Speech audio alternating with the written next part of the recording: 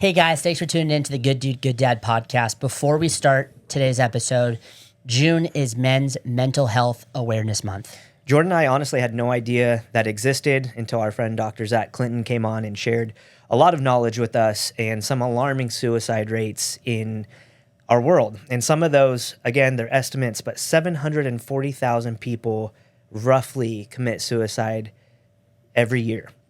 And of that 740,000 people, 75% rough are male. That brings the total of men's suicide rates to an average of 1,500 a day. And to us, that's something that was just very alarming and something we had no idea about. Most of us know somebody that has been affected by mental health issues or by suicide. I know Ben and I both personally know people that have lost their life to their battle with suicide.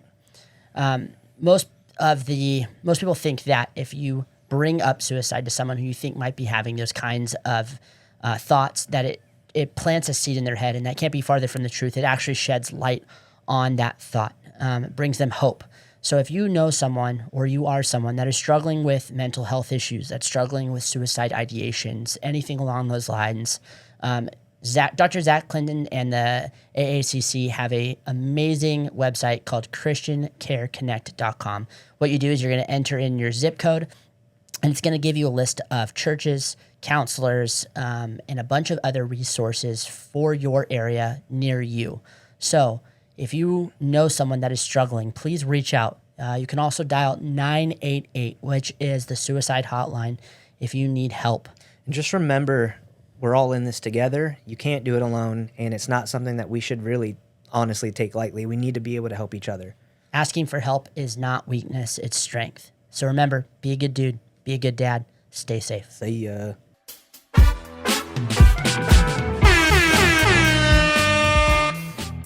Welcome back to another episode of the Good Dude, Good Dad podcast. Oh, I didn't know you were going that far. Oh, you told me to do it. I'm Ben. I'm Jordan. And we have an awesome special guest today who, honestly, we just got to know each other. And I feel like I've already gotten to know you pretty stinking well. And it's been really rad. But our main man, Justin Nguyen, he is the founder with his wife of Long Beach Mushrooms. I'm honestly excited to kind of hear how that happened. I got to hear parts of it. Yeah. But dude, we just want to say thank you for coming. He brought us some really dope like swag and gear. You'll be able to see it on his side. He's wearing a really cool shirt, some shorts that he did a collab with. You can talk more about that. But dude, thank you for coming. Dude, thanks for having me, man. It's an honor for sure. Yeah, Jordan and I start pretty much every podcast by just having you tell us about yourself. You can go deep, not deep, long, short, whatever you want. We kind of just see where that takes us. Cool. Well, yeah, I mean, I grew up in Santa Ana, which is cool. Got to be back in my, where we're recording right now, get to be back in my stomping grounds a little bit. Yes. I'm born, my parents were first generation Vietnamese Americans. So I know what it's like to have nothing, scratch everything that you have and build up from there. They've actually, my family sponsored a lot of our family over from Vietnam. So I remember my house, like at one point we had 12 people living in our house. It was chaotic. Like Let's go.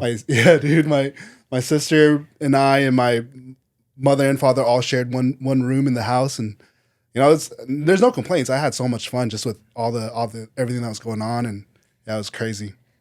The thing that I did have for myself was basketball. I was a big basketball player growing up. Ended up getting a college scholarship. Went to the middle of nowhere, Iowa, to play college basketball. My wife Mia actually also went to that school too, so that was kind of cool. And then after college, I became an English teacher for a couple of years, and then became an assistant principal. I was at a small alternative school in Compton, which is definitely a rough area, and there's a lot of things going on there. I felt like I did a lot of really good work, but then we had our son, and then COVID hit as well, and started this mushroom thing on the side, just wanting to answer the question of like where our food comes from. So we just started planting, like my whole front yard's a garden, backyard's a garden. We have chickens, we do all that stuff. And then I just started looking at what people were doing in their garages on YouTube. And then we started growing mushrooms in our garage, and people started finding us through social media and buying mushrooms from us in our garage. And I remember, businesses, I thought it was a side thing. It was just a hobby at the time. Yeah. And then one day, my wife, who, we both had really demanding careers. Like I said, I was an assistant principal. She was a physical therapist. And she came to me and she's like, you can't raise our son like this. Like she didn't get off till 7:00. By the time she's home, it's bath and bed. Yeah. And it was just really rough for her. She was depressed. There's a lot going on in that time. And that's when I just like kind of said, F it and let's see where this business can take us. And I quit my job and went all in, dude. Yeah. Dude, that's awesome. Dude, so many people are in that stage of life too, where like, especially when you have two people in the household that are working, that you just end up being passing ships in the night.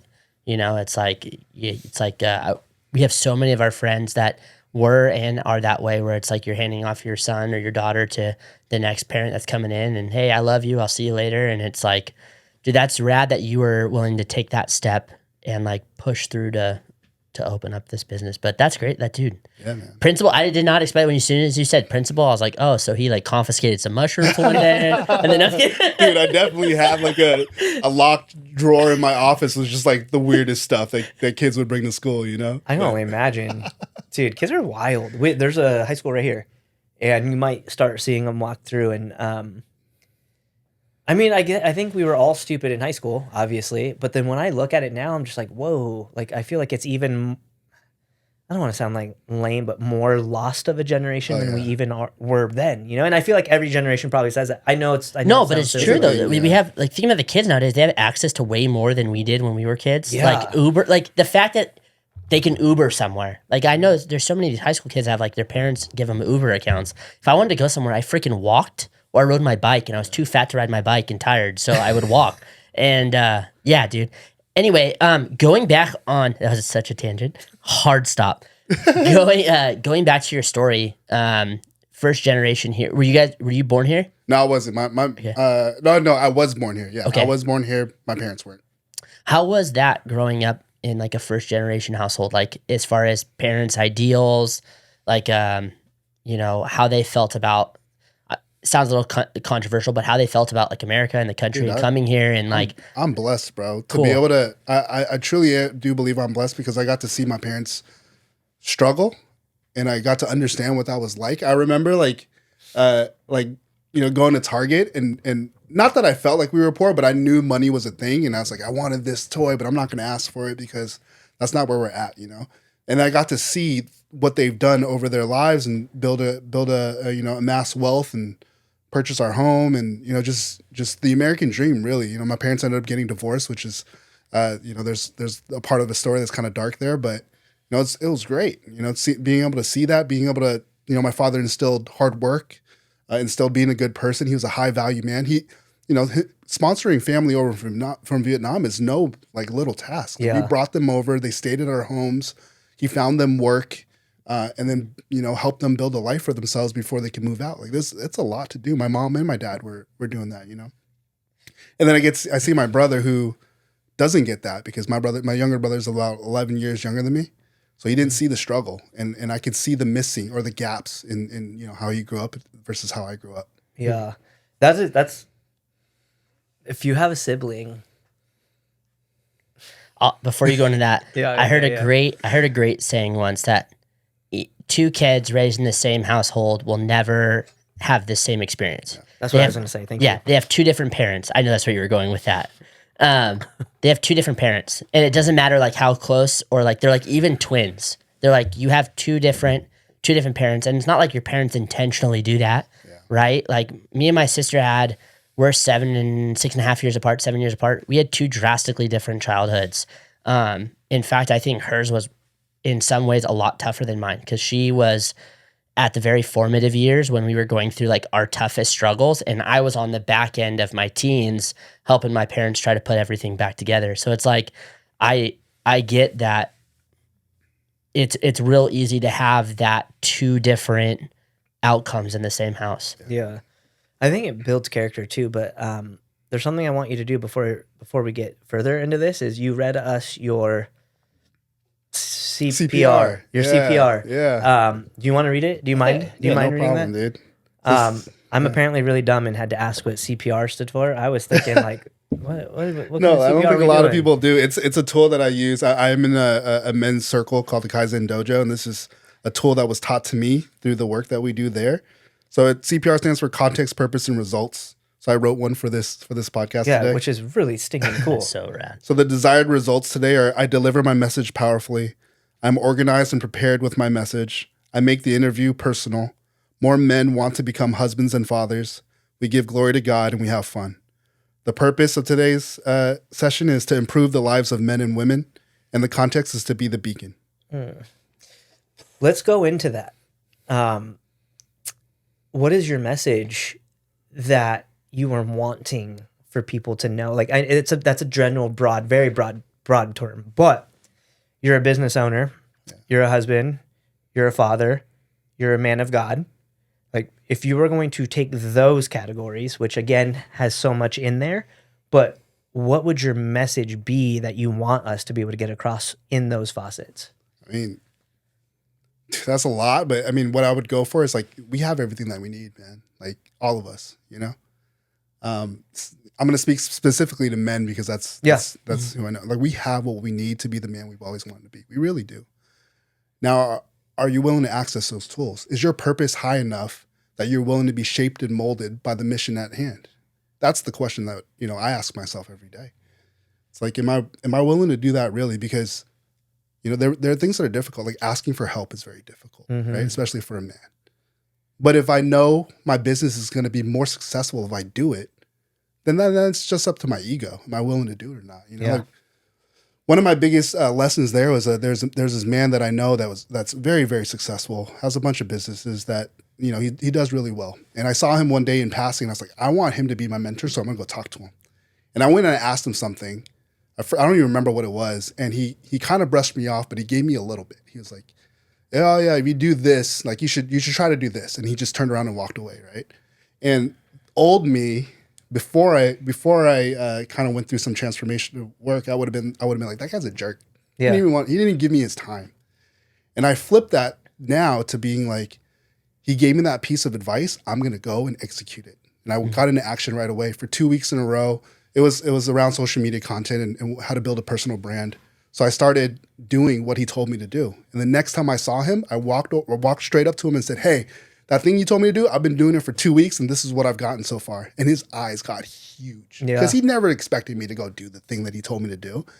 And once I gave that to him, I just, like, within a week, he called me up and said, "Hey, I want to be your coach for 6 weeks. We're going to do a 6-week sprint. I want to grow your business," you know, and completely free.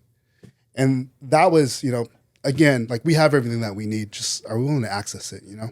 Yeah. Dude, that's so good. The fact that you're willing to do that. So many people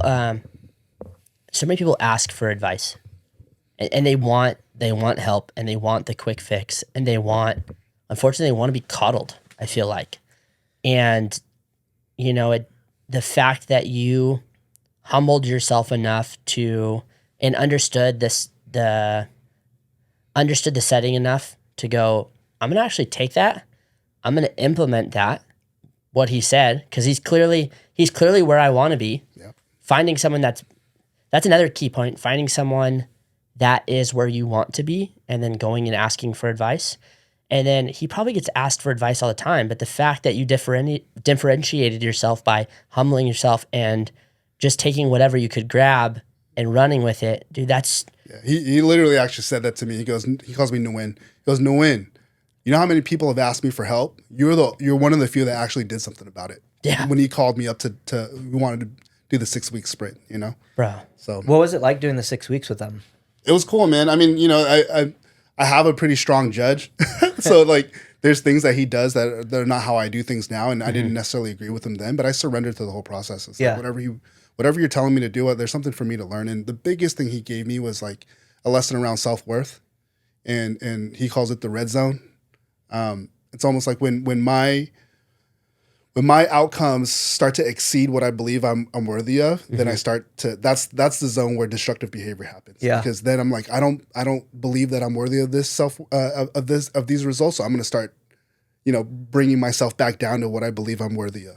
So he really instilled that in me, man. And my, you know, there's a handful of things that led to my business, you know, growing exponentially the last year. Part of it was that. What do you think this isn't something I thought I was going to ask you because I didn't know we were going to go down that route. But when it comes to coaching and mentors, again, Jordan and I are talking a lot more about the power of accountability, right?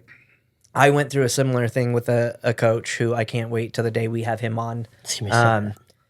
He is somebody that was just so stinking like good with his thought process, his frameworks, the way he was able to take a piece of information and, like download it, recycle it, replace it, reframe it, and get your brain and your mind to start thinking in a different way. He was just so good at that.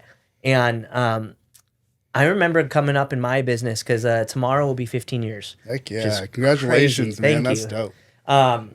Definitely proud of it. I honestly, if I'm being honest, haven't really You got to celebrate. I haven't stopped to think about it. There's just a lot going on. And I think I like have these little moments where I'm like, whoa, okay, 15 years. There's been a lot of amazing, a lot of bad. Just things have been so wild. But anyways. So something real quick on that is like Yeah. my wife is the big proponent of this, but she always tells me we have to celebrate. Yeah. And any milestone we have to celebrate. And the celebration isn't for us, it's to give glory to God. Yeah. And I know you're a believer, so just something to throw out there. I like that. Dang. That was a little mini challenge too. I like that. But what I was going to ask you is I went through this in 2020 where I was going through just a crazy rut, man. I was going through my first lawsuit, like an employee lawsuit, and it was during COVID, the world's falling apart. Didn't know what the heck's going to happen. Everyone's on edge. You wear a mask. You don't wear a mask. You stand 6 feet apart. You don't stand 6 feet apart. You're allowed to take your mask off when you're sitting down, but you have to wear a mask in line. Like like the world was just so freaking crazy. And to throw in that lawsuit I was going through, dude, it wrecked me. Like to my core, it wrecked me. And honestly, I think it was one of the first times my wife and I have talked about it. I think I've only been in a quote unquote darker place one other time. And that was when I was just living a life of destruction. But in that season, a buddy of mine was like, hey, you should talk to this guy, Hendre. And, if you're thinking about wanting to get in the coaching game or mentor game, you need a business coach, like go to Hendre. I was like, all right, cool. I reach out to Hendre. Hendre, you're the man, and you better listen to this. But he ended up coaching me through things, and I had this notion of, dude, I've been in business for 10 years. I went to war. I went to school. I have my degree that I don't even know where it's at. Like all these things. Like, what is this dude going to teach me? And it was one of those God things because I think if I didn't have him in my life during that season of time, I don't know if I would have been able to take all the crap that I was going through, harness it, process it, and now still to this day use it for good. I would have sat in the little pity party for myself. But I'm definitely rambling. But what I wanted to say in all that is like us as men sometimes realize or think we don't need help, right? So when it came to the business side, I wish I would have hired a business coach freaking years ago before that, What was it like for you to be able to have somebody that you looked up to in the business realm or thought you looked up to in the business realm? How did you find success in being able to finally just be like, all right, dude, I need some help? Yeah, I mean, part of what we do in the Kaizen Dojo is we teach each other how to ask for help. That's a huge one. Just to have men to call up and have conversations with, there's something that's pretty cool in the culture that circle is about is you have friends and you have men. And there's a difference to me. My friends are the ones that I've probably known since high school. We can go hang out, we can have fun together. It's cool. We chill. But my men are the ones that call me out on my BS. Yeah. The ones that are willing to call me out on my BS and especially when I'm believing in it, So how do I getting to the place where asking for help it was just really clear that I couldn't do it alone anymore. That's actually how I got back to finding my way back to God as well. Okay. I remember sitting on my desk and the business was 3 years in and I've lost money every month since we started. And I updated my resume and I called my old colleague and he always picks up my phone call and I was expecting to ask for a job back and that day he didn't pick up my phone call. So I'm sitting there with my updated resume and I'm just thinking well, what do I do now? And I had just started attending a church, which is our home church now because of my wife. And I just said, well, I'm gonna give this praying to God thing a try. And I got the clearest message back of like, I was just asking God, like what we're doing here, this business, the purpose is so meaningful to me. I think we can impact so many lives. Like, but we're failing. So what do I do? And he just really clearly told me, purpose is high enough, keep going, but stop doing it your way and let me lead.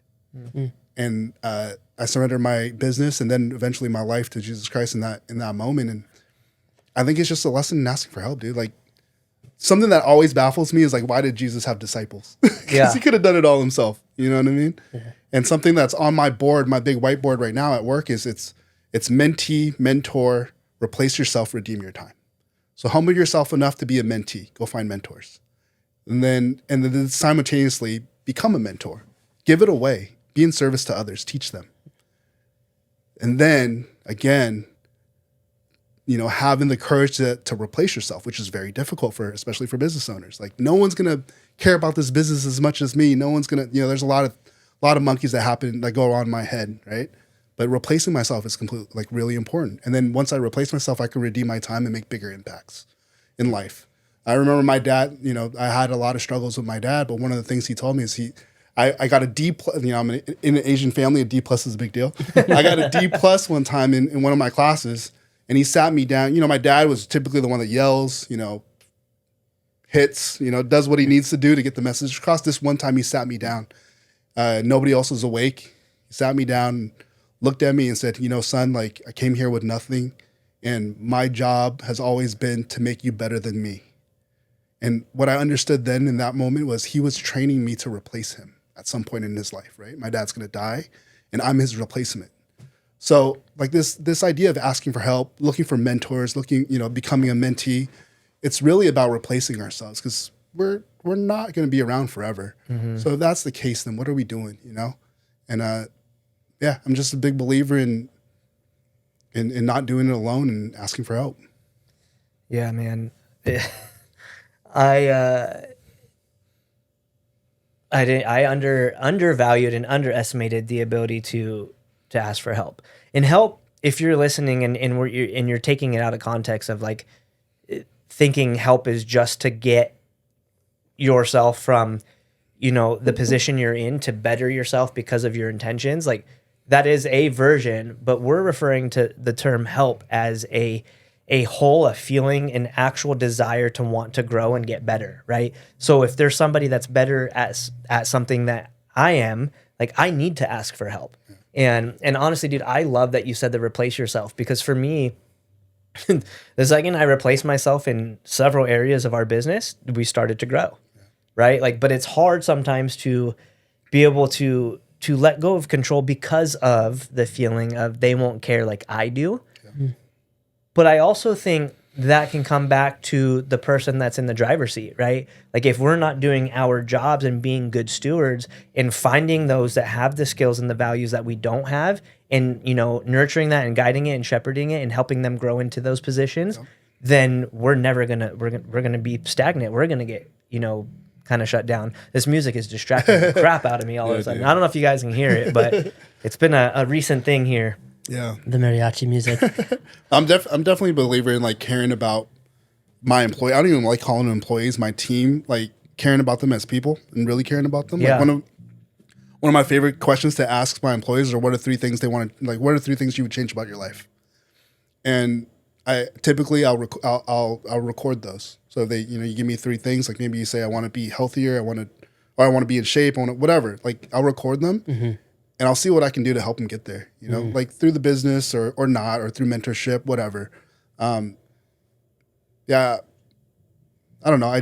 That's what I love the most about owning a business and being an entrepreneur is I get the ability to like do things on my terms, and one of them is to care about people the way that I want to care about them. And it's not so easy in a structure where, you have a boss and your boss has a boss and so on and so forth. It's been a blessing for sure in the business. I think it's cool that replace yourself can also be taken into the fatherhood context. Yeah. There's a good buddy of mine where we were literally texting yesterday and I was at Target with my kids and my son is really into like puzzles and science and really into like putting things together and taking things apart. And I texted my buddy. I was like, "Hey, I'm gonna have to have him come hang out with you for a little bit so he can work on some engines because I feel like that's gonna feed his brain." And I'm gonna be honest, I know nothing about engines and like cars and building cars and manufacture. I for some reason it's just a gift I was never given. I was like, I can change my oil. That's about it. And he's like, dude, he shot me back a text. He's like, dude, that's so awesome. He's like, you're doing exactly what my dad did for me. Because I was joking around. I was like, I'm not smart enough for that. Yeah. And he's like, dude, you're such a good dad. I was like, what do you mean? He's like, you're doing exactly what my dad did for me. He put me around men that could help me be better in things that that he wasn't good at, but he knew that would help me grow. And I was like, did I didn't even think about that. Yeah. And he's like, yeah. He's like, the reason I know everything that I know is because my dad didn't have the ego where he felt like he had to teach me. He let me go be with men who that was their expertise. Yeah, man. And the other thing to that is like that I'm really clear on through the work that I've done is like a father can't initiate his son into manhood. Mm-hmm. Like you're not going to initiate your own son into manhood. It's going to be the other men because what does a son do? At some point, a son needs to find his own identity and find his own footing, right? Mm-hmm. So he's going to rebel against the father. That's just what we do, man. Like we need to separate ourselves and be like, I'm this man. And then we can reconcile once I figure out who the man I am is going to be, right? Mm. But who do you go to as a young man or like a young boy when you're looking for? You're going to go to the other men that are around. Mm. So it's so important, and my wife and I talk about this all the time. It's so important to figure out or to like vet and be intentional about the people that we surround our family with, because there's going to be a day where my son is going to leave me because I'm not. He needs to find his own identity, and he's going to go to the men that he knows. So if I have the best uncles and the best friends and the best male role models around, my big, hopefully there's a bigger percentage or bigger chance that he goes to them rather than somebody else that might not be an honorable man. Yeah. Not only that though, like it raises the temperature of your son. Like we were talking with Jason Klippa the other day. We just had him on as a guest, and he was talking about how his son's 11 years old. 11, yeah. 11, and he was deadlifting 2 plates. Yeah. And I was like, 11. Dude, get it. A monster. And he was like, dude, I'm so proud of you. And his son's like, why? Everybody can do that. He's like, what do you mean everyone can do that? He's like, yeah, Dad, everybody we know can do that. It's not that big of a deal.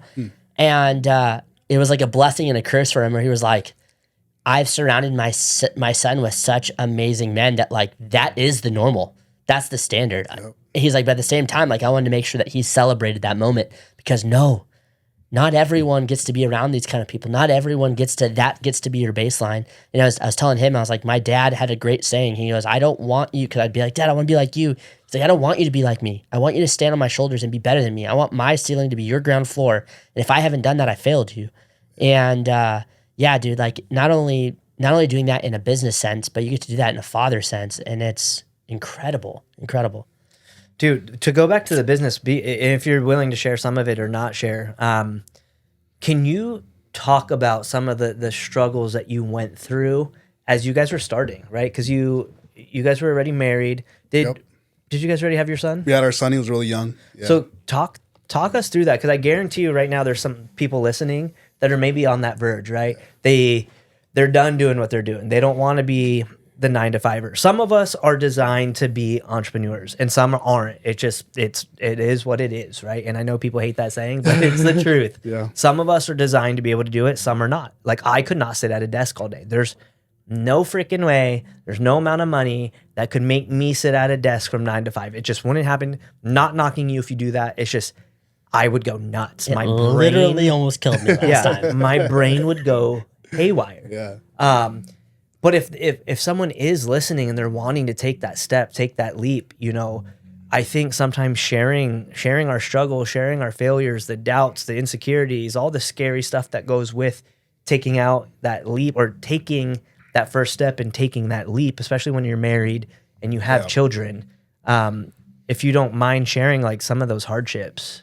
Yeah, man. For a long time, I felt like the most selfish person in the whole world, because for 3 years, I brought $0 of income into our family. I actually was putting us into more and more debt. Yeah. And we had a young son, and my wife was working way too hard at a job that was, draining out all of her femininity, all of her motherhood from her. Like she'd come home and it was really clear that she couldn't be the mother that she wanted to be because of what work took out of her. Mm-hmm. And I'm sitting here like, thinking that I don't know, at the time I was like, we're playing the lottery. Like, I hope this works. So it's really hard, man. And especially coming from my background, like my parents, my mother always instilled in me like security and taking care of the woman, right? My father started a lot of businesses and they failed, you know? So it was, there was a lot of me that's like, man, am I just going to be exactly like my dad and we're just going to run this? I'm just sucking money out of their family and putting us into debt and this is all going to be for nothing, and man, those are some dark times, dude. And I remember we actually had a miscarriage during that time too. And my wife was beaten up. To this day, she still mourns the loss of that child. Yeah. And I felt extremely selfish, and I felt like, me putting financial stress on the family is what caused the miscarriage. Like, there's just like a whole thing of monkeys going on in my head, and there's a lot to that, dude. And what's the question again? I was just gonna have you talk through some of that, man, because I think a lot of people only hear the good, or they only see like the UFC fighters under the lights, but they don't see the stuff that's going on behind the scenes, or they see the long lines at my coffee shop, or they see only the instant success that you have, quote unquote, success in front of you. I love when, I do love when we are able to kind of talk more deep and raw about the actual stuff going on. Yeah. I mean, so yeah, it was extremely difficult. And what I was blessed with is I have another business mentor in my life who is like super successful as well. He's actually my brother-in-law, and he's like the chillest dude. Every time I call him and talked about how like the world is crashing and we're running out of money and all this stuff, he'd give me two pieces really. First thing he would do is like, well, what's the worst that can happen? You just go get a job, right? And then the second thing he would give me is like, well, is there another option? Can you find money somewhere else? And I was like, well, yeah, I could cash out my 401k. He goes, cool. So it's not over, and he was just so chill about it. Yeah. He's like endlessly optimistic, and that, like, having that man in my life definitely helped me a ton, dude. And really what it came down to is like my wife was really clear that both of us working a 9 to 5 wasn't going to work for how we wanted to raise our kids. So the end goal there is like giving my wife the room that she needs, to be the mother she always wanted to be. Is that mission worthy enough of me going through all of this? And the answer is clearly yes. Like there's no greater mission in my life right now than to carve out that space for my wife and really for my son, right? For my kids. Mm-hmm. So then after that, it's about, okay, like who is Justin Nguyen right now and what's not working about him? Mm-hmm. And I remember writing things on the board, like I didn't like sales. I thought I was an introvert.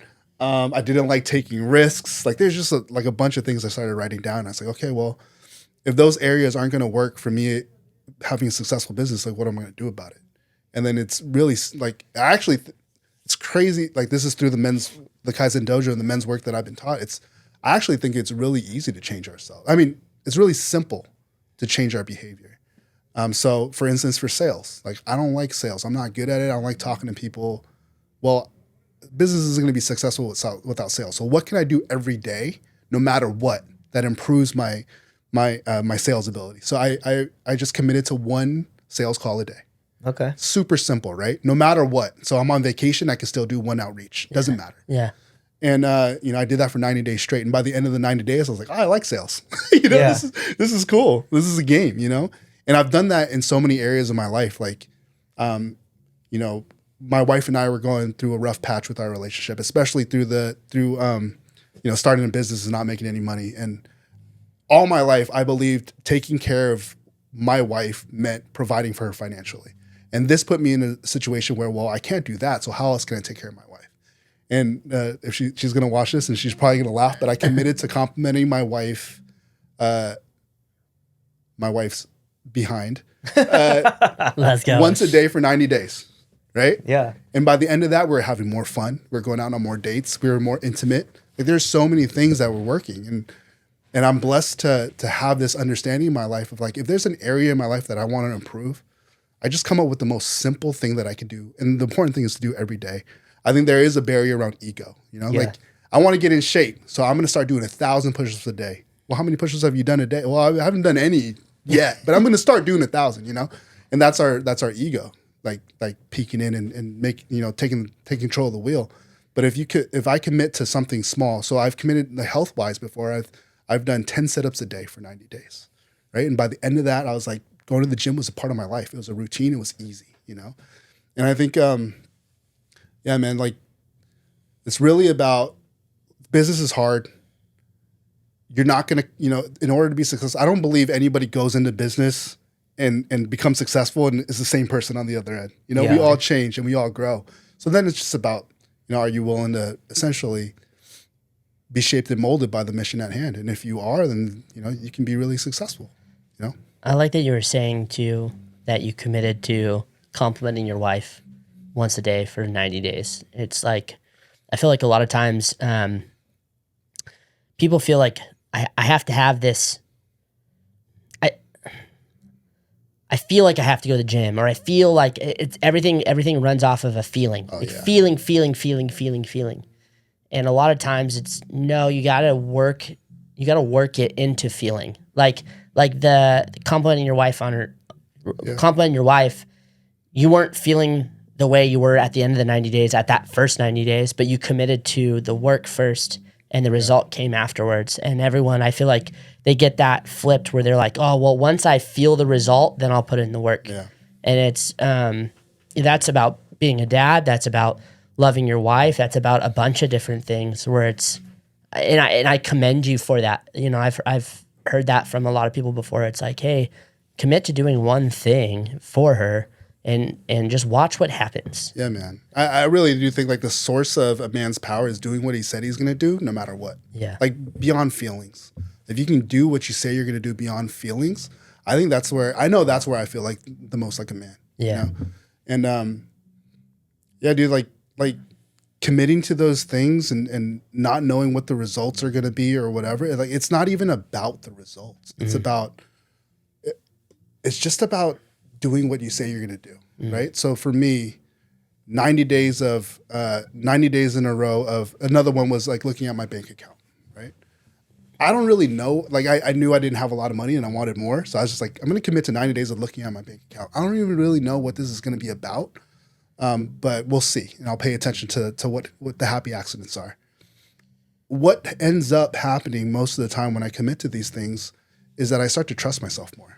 Yeah. And when I trust myself, like every time I do what I say I'm gonna do, I get to put a little deposit into the trust bank, Yeah. And once that trust bank starts to grow and grow and grow and amass this huge amount of trust in myself, I can take big risks and be okay with it because I know I'm gonna follow through. Vice versa. If I say I'm gonna do something but I don't, I start taking withdrawals out of that trust bank. And then now my sense of trust in myself is so low that I can't take risks because I don't believe I'm gonna follow through. Yeah. And, I think a lot of things at least in my manhood has been really simple, but it's just like, am I willing to do the dirty work? Am I willing to be the meal? And if I am, I believe in success. I love Alex Hormozi, and Alex Hormozi is like the king of like, just do it, dude. Like just do the work, dude. And I'm a big believer in that, man. I like how you said that again too. I once heard that, if you really want to grow or it's like your self-esteem or your self-worth comes from what promises do you make to yourself, and are you willing to keep them? Yeah. Because the quickest way to build your self-esteem is to make promises to yourself and keep them, and the quickest way to lose is to make promises to yourself and not. Yeah, dude. And the time when you break a promise to yourself, usually you tell yourself this small lie right beforehand. Like Where you're justifying. Yeah, exactly. Yeah, you're creating that small little. I can do this just this one time because I can. Also, if you want headphones, you can wear them. I was so distracted by that. Oh, I'm by good. that. I'm good. I don't know how you guys are paying attention. I hope you guys can hear it, but I was having a really hard time. You looked like me on our Skylar podcast. Dude, just like I'm like looking all freaking over. out. I'm gonna like go knock on the door right now. I'm like, it's like firing me up, and it's not fair. I want to give you like all of my attention, but I'm like, oh. Anyways, We're gonna have to build that new podcast space. on that side, we are gonna move it. We We're gotta do moving it it. between the two walls between Yes, this wall. dude. We'll do it on the Nice. Man. Anyway, Heck yeah. I think what I want people to take away from everything you were just saying before we move on to our next question is you got to just start, right? I like, Justin, how you're framing this, because a lot of us, I'm throwing myself into this as well. We throw these like crazy unattainable goals down, right? And that's how you're gonna quote unquote create change. Like, I'm gonna get, I'm gonna bench 315 by the end of the month. If you've never lifted a weight, you're not benching 315 at the end of the month, unless you're just like a freak. But versus do 10 push-ups a day. Like, I think we just create, and we almost sell ourselves short right away by creating these outlandish goals. It's great to have outlandish goals, but you got to have smart goals. You got to make things attainable and achievable to be able to hit those bigger goals. And so if you're listening, like, just start small. It doesn't need to be this extravagant thing. It doesn't need to be this long drawn out thing. Just start simple. I love how you said that. I was literally, as you're talking about the bank account part, I was like, dude, when's the last time I went through my bank account? I know it sounds silly, but like, for the businesses, I have accountants, right? Like, I take a glance here and there. I know roughly what's going in and what's going out every single month. So as long as it's like right around that, I wait for my accountant's report every month. I go through that.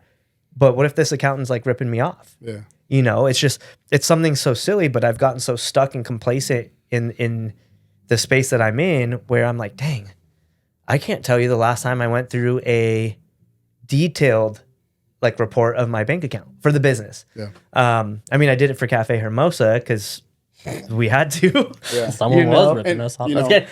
Yeah, and I would say, like, it's not always important to like know all the details, but it's like, is it an area you're looking to improve in? And then if it is, then start small. Just do something.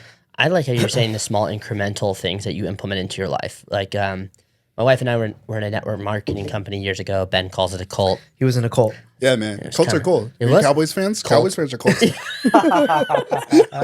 Believing they're going to achieve something when it's never going to happen. But one of the best things I think they ever taught us, and I will attribute to them, is that they gave us these core habits to do every single day, and my wife and I, it helped develop us as people. It helped develop our marriage, and it helped develop that entrepreneurial spirit back in us again. And to this day, like, when we feel out of whack, we get right back to those habits. And I'm on, for over the years, they've changed a little bit. Like, I'm on one right now that's, hey, 50 push-ups a day, 50 sit-ups a day. I'm on like day, I don't know, whatever. Listening to 10 minutes of a podcast that's going to be beneficial to me, either spiritually or business-wise. Reading 10 minutes of a book that'll even be beneficial to me spiritually or otherwise. Spending time in prayer and spending time in my Bible. And I do that, without fail every single day. And like you were saying, those small promises that I've kept to myself over time, I've noticed the deposits in that self-esteem bank account that whenever I'm starting to feel out of whack, it's something that it's real easy for me to get back into and go, okay, let's remind myself that I can do these things again, and let's build upon them until we build some sort of momentum in something. Yeah. And I feel like you can always alter those a little bit. Yeah, man. I was going to stop. This is really weird, but I have to kind of do it. I've never done this before. We've never done this before, but I'm sitting here and I'm thinking, and I just honestly felt like the Lord put this on my heart. And we know this couple that is in a network marketing business right now that are kind of going through it in some ways that obviously I don't really want to mention, because they probably don't even know that I know. But I just genuinely felt like the Lord tell me that I should stop right now and kind of like just pray for him real quick. Are you guys cool with that? Yeah, Yeah, let's do it. All right. Heavenly Father, I just want to lift up this particular family, Father. I pray right now over their marriage, over their children, over each person in that house. God, I pray that you show up in their lives. You show your power and your grace and your mercy. I pray that you comfort them. Lord, I pray wherever they're at right now that they just feel this sense of relief that only you can do, and that you just intervene in a way that is impossible to describe outside of the Holy Spirit. God, I pray right now again for them and in the season that they're in and what they're going through. I just pray that you just right now in your powerful name just touch them. I just want to say thank you for the opportunity for us to be able to do this. Thank you for these two brothers in this room right now that follow you wholeheartedly, that understand that when you are called to do something, you do it. And I know this is not a conventional thing to do on this platform, but Lord, there's something that is so important and so powerful that when we feel it and we feel called and we hear your voice, that we have to be obedient and we have to listen and we have to respond in that way. And I just want to say thank you, and I pray for just the blessings over that family. And in your name, amen. Amen. Go ahead. Sorry. I have no idea where I was going with that. Yeah. Well, That's okay. the good question we can ask you is, we ask everyone, but to you, what makes a good dude and a good dad? I think we've been talking about it. It's really about doing what you say you're going to do. I mean, I just imagine like what my life would be if I always did what I said I was going to do. You know, it'd be crazy. And think of all the people that I would impact, and thinking about how much better my family's life could be. I think it could be that simple, you know. And like my wife has done a lot for me. She's told me exactly what she wanted. Like, I don't want to work. One of my on a quick side note, like one of the phrases that I hate the most is California is a dual income state, and I always say, yeah, one income isn't enough. You know? So it's like I hate putting limits on what we're all capable of. Yeah. And then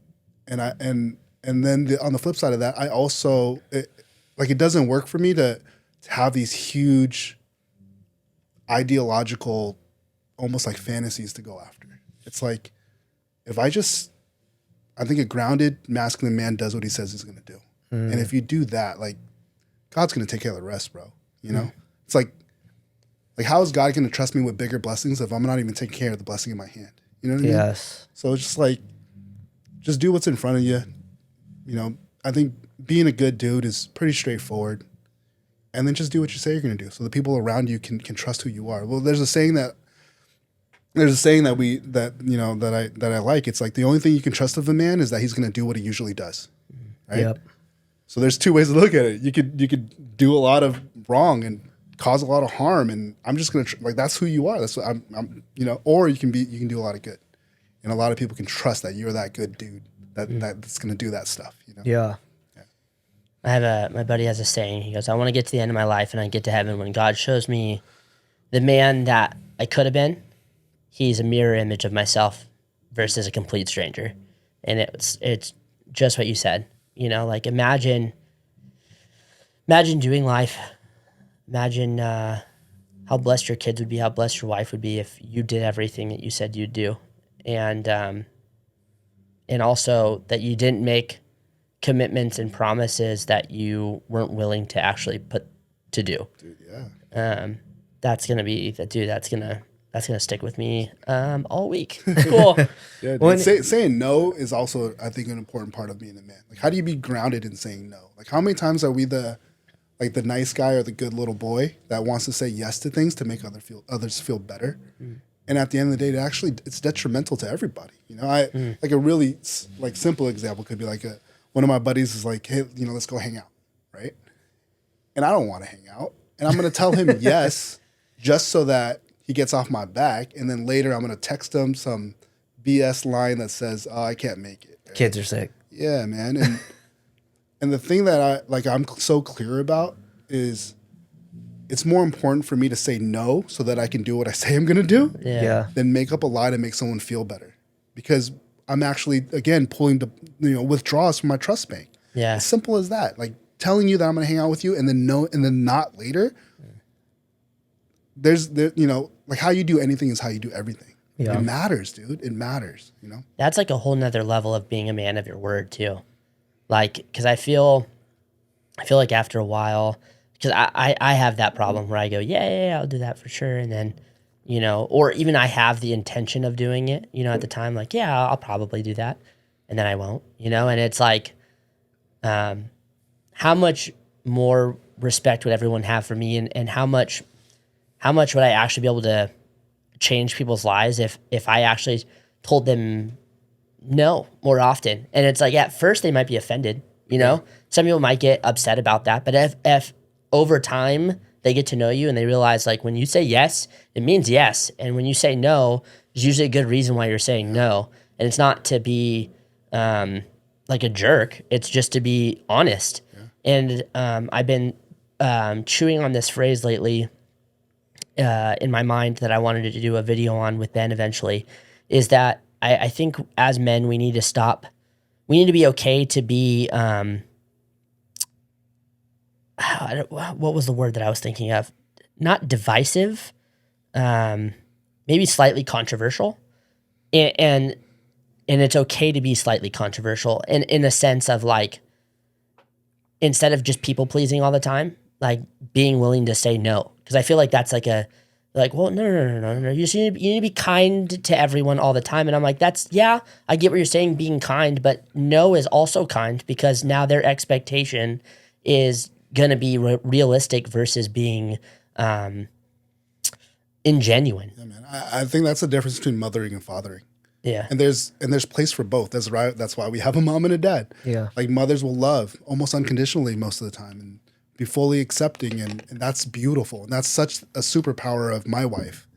But I believe my job, fathering, I can show love different ways. I can show love by setting boundaries. I can show love by, steering my son another way, or calling out if he's believing in his own BS, and I have to call him out on it. Yeah. And yeah.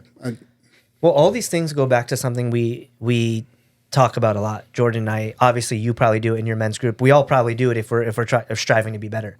But this word intention, right? Being intentional, intentionality.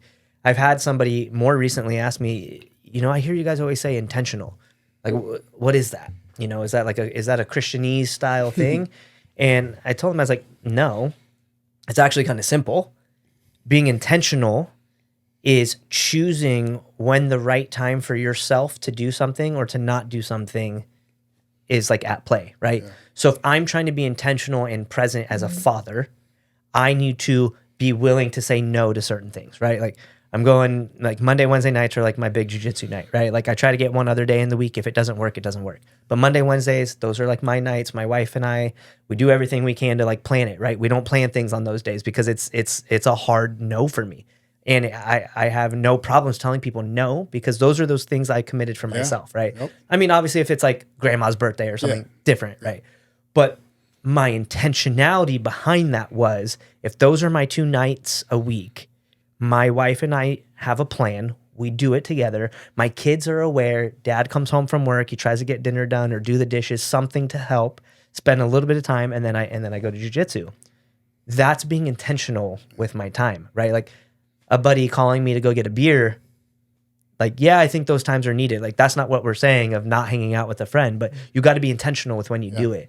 And being a yes man is the opposite of that, right? You lack intentionality, because if you're constantly being a yes man and doing everything for everybody else, you're going to burn out. Yep. And once you burn out, it's been a common theme in all the guests that we've had, you get some form of this vice that creeps in, right? Because you're burning out, or you're insecure in this area, or your motive here is lacking because of X.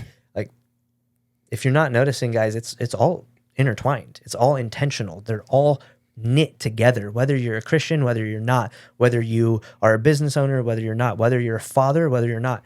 Everything we talk about in this podcast and all of our stories, they're all intertwined. And the common themes are, like, we all want to strive to get better, right? And if you don't, then that's probably your first problem.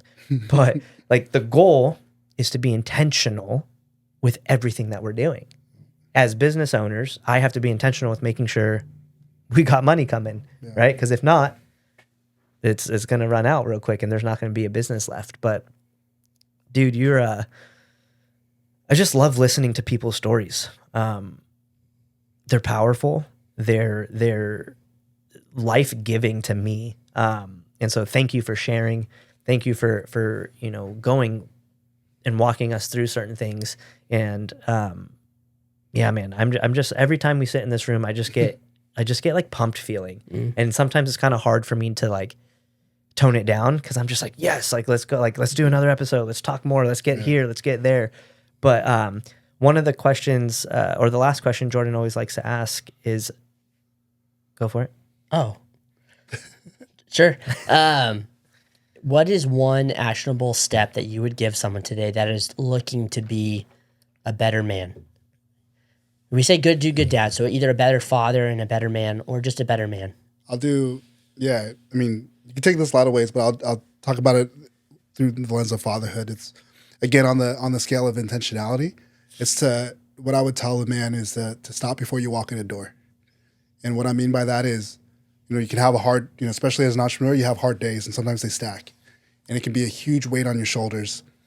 And on the drive home, that's all I'm thinking about most of the time. It's like, what a crappy day it was, right? And then I get to that front door, and I know on the other side of that front door is a wife who's like wanting to welcome me, and a son who wants to play with me. I think the most important thing that I can do is to stop myself before I walk in that door and remind myself I want to be the greatest father ever before I open that door. Yeah. Because when I open that door, and if I tell myself I'm the greatest father ever, right when I open that door, I can become something else. I become that person. I can become that man.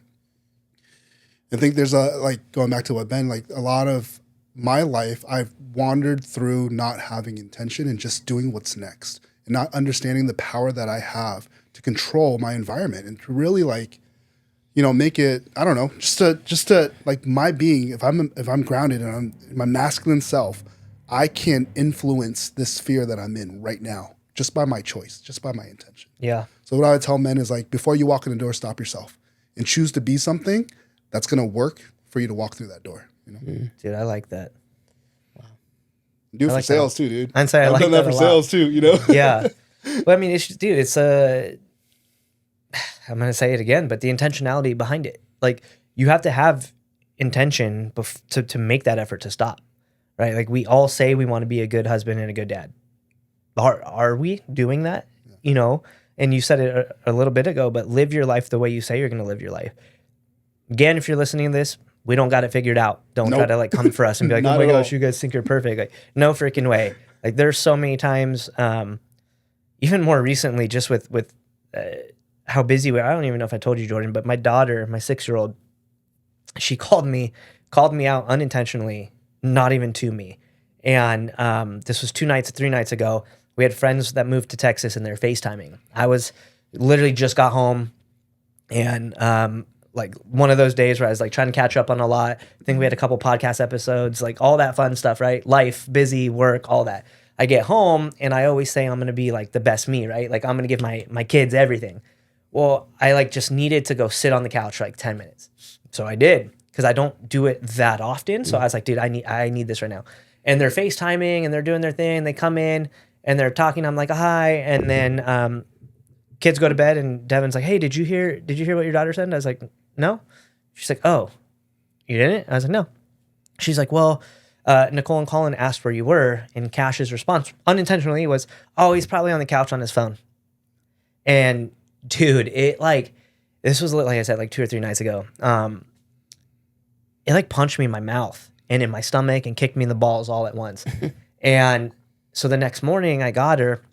I was like, hey, Kat, her name's Cash. I was like, Cash, sometimes when I'm sitting on the couch with you, it's okay for you to ask me what I'm doing if you see me on my phone. I said, there's a way to do it. If obviously I'm on a work call, that's a little different. And she's like, yeah, no, I understand that, Dad. I was like, but sometimes, if I'm being honest to you, I'm not doing anything of importance. I'm aimlessly scrolling on this thing called Instagram or TikTok. And she's like, oh, what's Instagram? I was like, it's a thing. I said, but what I don't want you to think is that it's okay for Dad to come here and do that. Because I said, you and your brother and your mom deserve my best. Not my last, not my second, but you deserve my best. And I told her, I was like, it's my fault. You are right. I have been on my phone a lot lately. I know it. And it was just one of those things where the intentionality behind it and doing what you say you do is not always easy, right? Yeah, nope. And it was something so simple as I was sitting on the couch with them on my phone, thinking, oh, I'm still here. I'm listening. I'm great at multitasking, Jordan. But it was just one of those things where it just it got me to my core, because when I brought it up to her, she literally looked at me with this kind of this shocked look and literally goes, you heard that? And obviously I didn't tell her. My wife told me because then she'd get mad at her. Mm-hmm. But I was like, yeah, I heard. And I said, that's okay. Because she got kind of weird. I think she thought I was going to be kind of defensive. Mm. But I used that time to just show her yo, I'm wrong. You're right.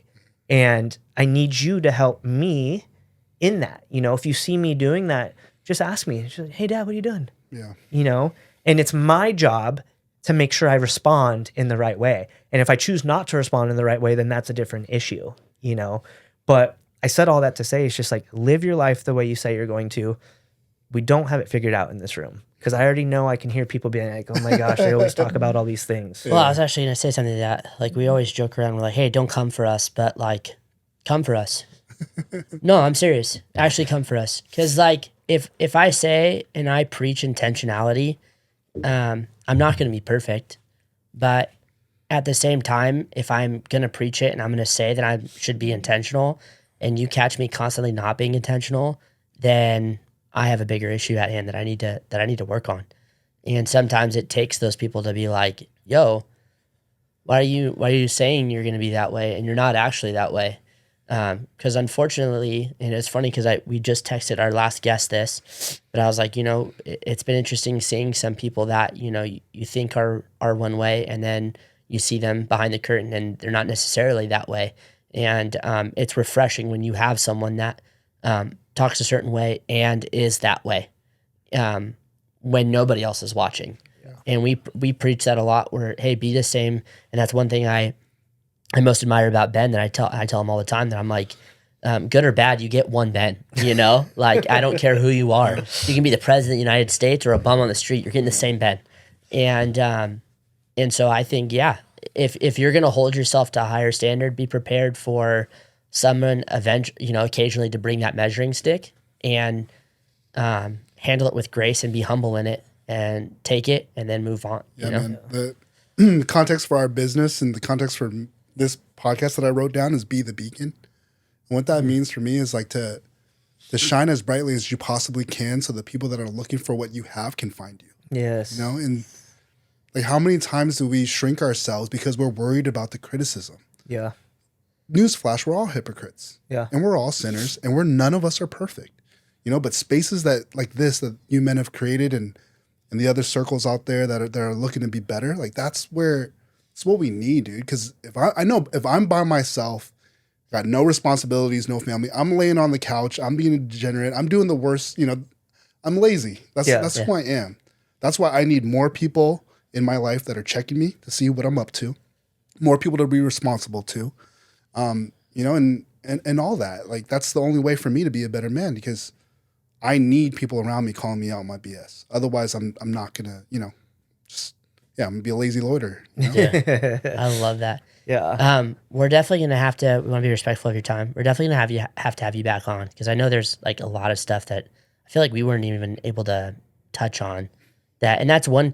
I just said this about our last guest. This is one awesome thing about our podcast that I really love. That like we bring guests on for them to tell their stories, but usually in unpacking that, we find a bunch of other stuff that like we could definitely do a full podcast on in its own. But we call it a time warp in here, dude. It goes quick. Like it's been an hour, and it goes quickly. I think it's again. It's a power conversation, right? That our listeners know. Like we don't script, right? There's no point in scripting. Like this is real. Yeah. Like if something like that, me stopping us in a prayer, I genuinely felt like God told me to do that.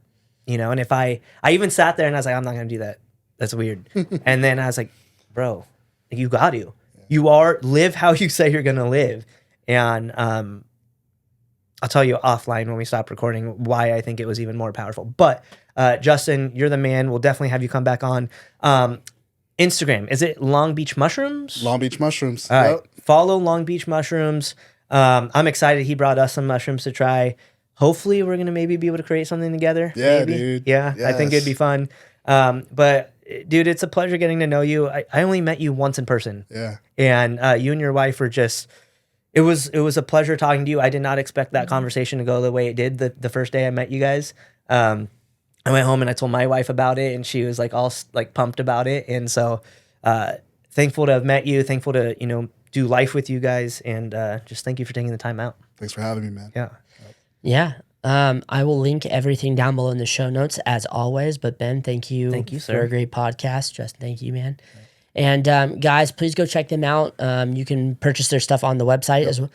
Is there anywhere else they can get it at? We're Around at here? farmers markets. We're in a lot of local restaurants. Yeah, go to the website. That's where you'll get all your information. Yeah. If you're in San Juan, they're in restaurants in San Juan. Yeah, Oh, we sick. are. Yeah. Yep. Yeah. Right. Okay. So let's go check them out in San Juan. And as always, remember, be a good dude, be a good dad.